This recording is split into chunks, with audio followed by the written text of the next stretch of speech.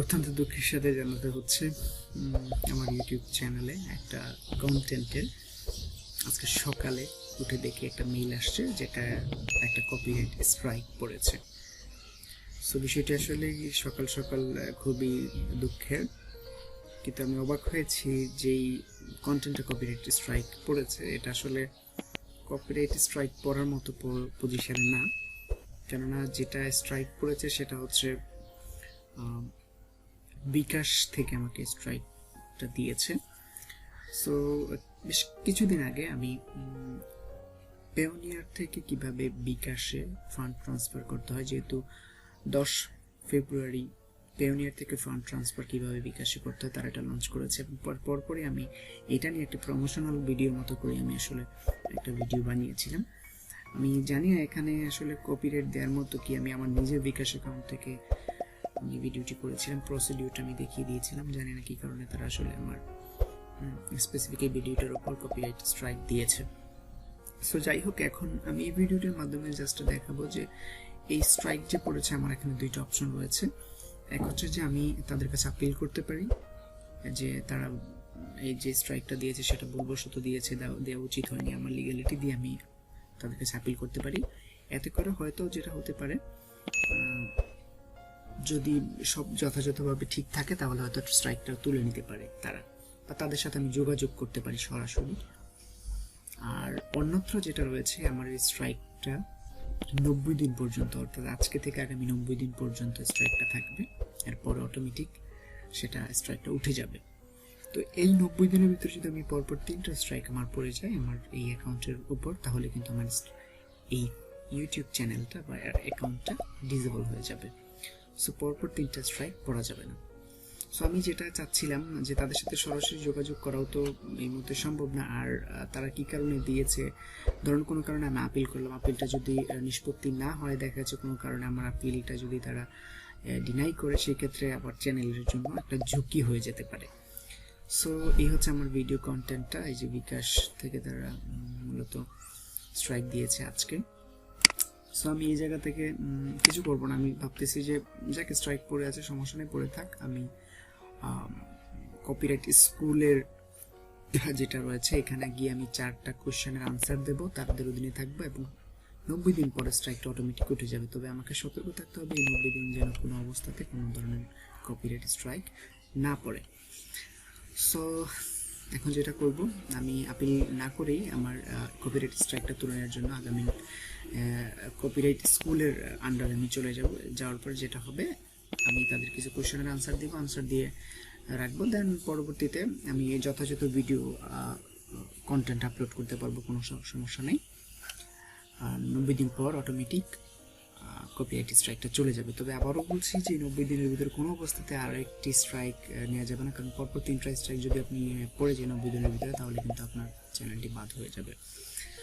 So আমি সেই রিস্কটা নিলাম না, যেটা হচ্ছে তাদের কাছে আপিল করে যদি পরবর্তীতে কোনো কারণে আপিল করে সেটা বাতিল হয়, তাহলে কিন্তু আবার আমার অ্যাকাউন্টের জন্য সমস্যা হয়ে যাবে। যার কারণে আমি এটা না করে আমি কপিরাইট স্কুলের আন্ডারে চলে গেলাম। তো এই কারণে এই ভিডিওটা করা যে আমি কীভাবে করছি, আমি আগেও বলেছি যে আমি কোনো ধরনের সমস্যা ফেস করলে সেই সমস্যাটাতে কীভাবে আমি উদ্ঘাটন করি এবং সেটাতে কীভাবে বের হয়ে আসছি সেটা আমি ভিডিও রেকর্ডিং করে আপনাদের দেখাই, তার ফলশ্রুতিতে এই ভিডিওটি করা। সো যাই হোক, attend copyright school for your strike to expire. So copyright স্কুলে আমি ক্লিক করলাম, ক্লিক করার পর এইখানে বেশ কিছু কোশ্চেন আমাকে দেওয়া আছে, 4টা কোশ্চেন দেওয়া আছে। এই কোশ্চেনের আনসারগুলো আমি প্রপারলি দিব, দেওয়ার পরে চেক আনসারে আমি ক্লিক করে দেখবো আমার আনসারগুলো ঠিক আছে কিনা। সো আমি এক এক করে সবগুলো কোশ্চেনের আনসার দিচ্ছি। আবার বলে রাখছি, সব আমার এখানে যে 4টা কোশ্চেন আসছে, আপনার যে একই 4টা কোশ্চেন আসবে তা কিন্তু নয়। এরকম 40-50টা কোশ্চেন রয়েছে, যেগুলো আর মধ্য থেকে আপনাকে 4টা কোশ্চেন করতে পারে। সো কোশ্চেনের সঠিক আনসার দিয়ে আপনি কিন্তু পরবর্তী স্টেপে যেতে পারবেন। ভুল আনসার হলো সেটা দেখতে পারবেন কয়টি ভুল হয়েছে। ওকে, মানে এটা করার কারণটা হচ্ছে আপনি আসলে কপিরাইট স্ট্রাইক সম্পর্কে বা ইউটিউবের কমিউনিটি গাইডলাইন্স কপিরাইট সম্পর্কে আপনি কতটুকু জানেন সেটা তারা একটা চেক আউট করে থাকে। সো যদি জেনে থাকেন তাহলে তো ওয়েল, ঠিক আছে।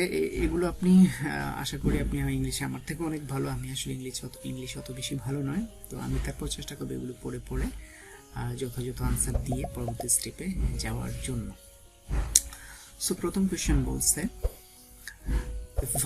the following items may be protected by copyright.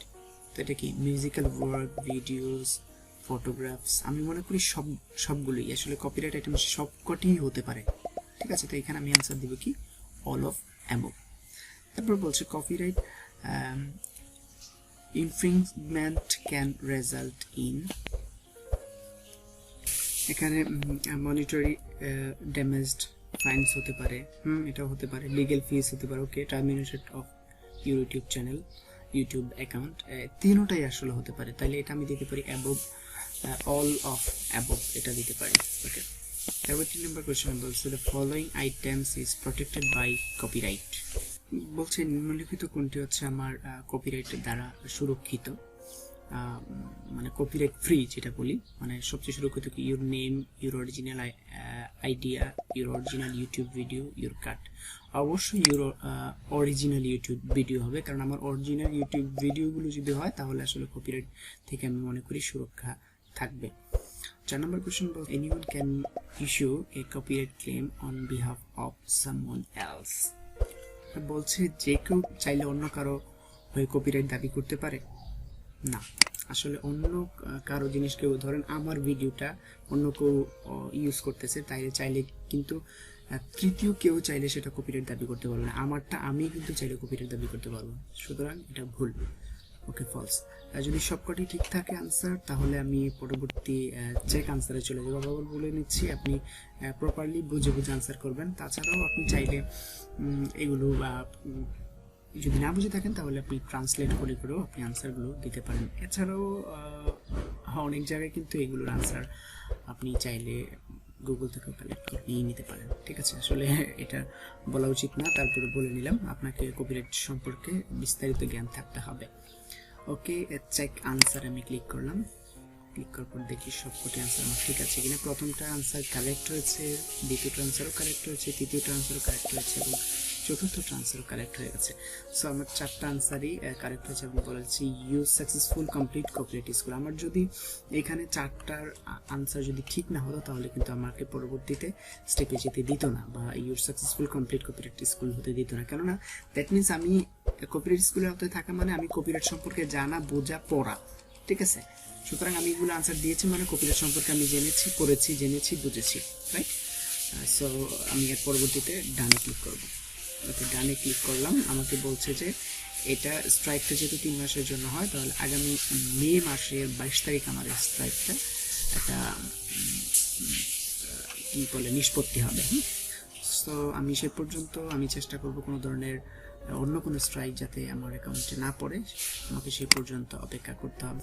সবাই সতর্ক থাকবেন যাতে কোনো অবস্থাতে কপিরাইট না পড়ে। সো আমি এখন চাইলে নিয়মিত ভিডিও আপলোড করতে পারবো, কোনো সমস্যা নাই, তবে সতর্ক থাকতে হবে অরিজিনাল কন্টেন্টের বাইরে যাতে কোনো কিছু না হয়। So thank you so much, সবাই ভালো থাকবেন, সুস্থ থাকবেন। আসসালামু আলাইকুম ওয়া রাহমাতুল্লাহি ওয়া বারাকাতুহু।